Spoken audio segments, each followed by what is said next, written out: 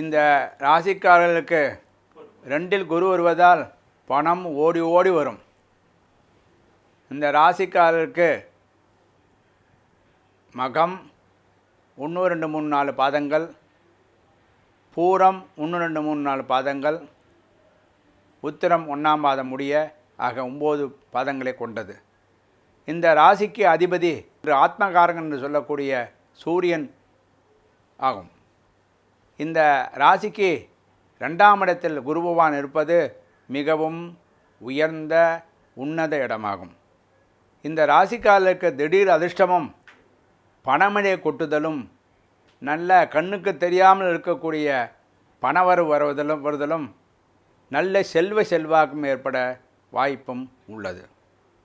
அதேபோல் இந்த ராசிக்காரர் 6ஆம் இடத்தை இந்த குரு பகவானால் பார்க்கப்படுவதால் பல நாட்களாக நோய்வாய்ப்பட்டிருந்தவர்களுக்கு நோயிலிருந்து விடுதலையும், சத்துருக்களிலிருந்து விடுதலையும், சத்துருக்களை அழிப்பதற்கும், வாகனங்களை வாங்குவதற்கும், பலவித இடைஞ்சலிலிருந்து விடுதலை அடையவும் இந்த குரு பகவான் அருள் பாலிக்கின்றார்.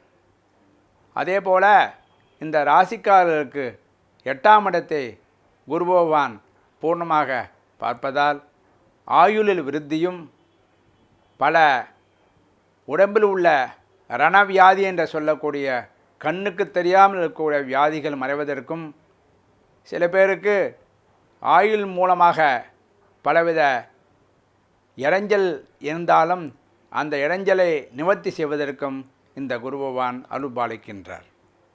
அதேபோல் இந்த ராசிக்கு உள்ள 10ஆம் இடத்தை குரு பகவான் பார்ப்பதால் உத்தியோகத்தில் உயர்வும், உத்தியோகத்தில் அற்புதமான கண்ணுக்கு தெரியாமல் உள்ள வெற்றியும், உத்தியோகத்தில் சிறந்த அறிவினை உபயோகப்படுவதற்கும், உத்தியோகத்தில் இருந்து கொண்டு பலவித எதிர்மறையான செல்வத்தை அடைவதற்கும் வாய்ப்புகள் அதிகமாக உள்ளது. இருந்தாலும் இந்த ராசிக்காரர்களுக்கு ராசியில் ராகு கிரகம் என்ற ஒரு கிரகம் உள்ளது. இந்த ராகு கிரகம் இருப்பதினால் இவர்களுக்கு மனதில் சமயத்தில் நிம்மதி இல்லாமல் இருக்கும். ஆகவே துர்க்கையை வழிபட வேண்டும். துர்க்கையை வழிபட்டால் இவருக்கு ராகு கிரக உபத்திரவம் பூர்ணமாக இருக்க வாய்ப்புகள் இல்லை. மேலும் ராசிக்காரர்களுக்கு குருவினால் பலவித நன்மைகள் ஏற்பட்ட போதிலும் 5 8 ஆதிபத்தியம் உள்ளவராக குரு இருப்பதால் பாதி சுபன் என்றும் பாதி அசுபன் என்றும் சொல்லப்படுகிறது. மேலும் ராசியில் ராகு பகவான் இருப்பதால் இந்த கலத்திரத்தில் பலவித இளைஞர்களும் தம்பதிகள் சண்டையும் ஏற்பட வாய்ப்பும் உள்ளது. மேலும் இந்த ராசிக்காரர்கள் வியாபாரத்தில் உள்ளவர்கள் நல்ல ஒரு முன்னேற்றத்தினையும் உயர்வையும் அடையலாம். சிலருக்கு வெளிநாடு சென்று பணம் சம்பாதிக்கும் யோகம் ஏற்படும். பெண்மணிகள் குரு பகவானின் பரிபூர்ண கடாட்சத்தினால் குடும்பத்தில் ஒற்றுமையும், புத்திர பேரும் பெருமையும் ஏற்பட வாய்ப்புகள் அதிகமாக உள்ளது. இந்த ராசிக்காரர்களுக்கு அதிர்ஷ்ட நிறம் என்று சொல்லக்கூடிய சிவப்பு, மஞ்சள், வெள்ளை நிறமாகும். அதிர்ஷ்ட எண்கள் என்று சொன்னால் 1 5 6 9 என்று குறிப்பிடலாம். அதிர்ஷ்ட திசைகள் என்று சொன்னால் வடமேற்கு, தென்கிழக்கு, மேற்கு என்று சொல்லலாம். இந்த ராசிக்காரர்கள் பரிகாரம் செய்ய வேண்டிய அவசியம் உள்ளது. தினமும் தன்வந்திரி மந்திரம் என்று சொல்லக்கூடிய மந்திரத்தை தினந்தோறும் படிக்க வேண்டும். தினந்தோறும் விஷ்ணு சகஸ்ரநாமம் பாராயணம் படித்தல் நல்லது. ருத்ரஜபம் என்று சொல்லக்கூடிய சிவனை பெருமையாக தினந்தோறும் இவர்கள் படித்தல் நல்லது. காளியை வழிபடுதல் மிகவும் நல்லதாகும். துர்காதேவி வழிபடுதல் மிகவும் முக்கியமானதாக கருதப்படுகிறது. குரு கிரகம் எல்லோருக்கும் நல்லதே செய்யும் என்று ஒரு வாக்கு சொல்லப்படுகின்றது. அப்படி கிடையாது. நன்மை செய்யும் கிரகம் நல்ல இடத்திலிருந்தால் நல்லதை செய்யும், கட்டதை செய்யக்கூடிய கிரகம் கட்ட இடத்திலிருந்தால் நன்மை செய்யும். குரு பயிற்சி என்று சொல்லுகின்றோம்.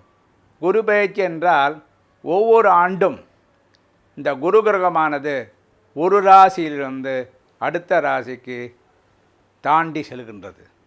இந்த தாண்டி செல்லும் பொழுது அந்த கிரகமானது அந்த ஒவ்வொருக்கும் அந்த கிரகத்தின் அமைப்பின்படி அந்த கிரகத்தில் உள்ள குருவால் பார்க்கப்படும் இடமெல்லாம் அவர்களுக்கு பலவித நன்மைகளை அடைய வாய்ப்பு உள்ளது.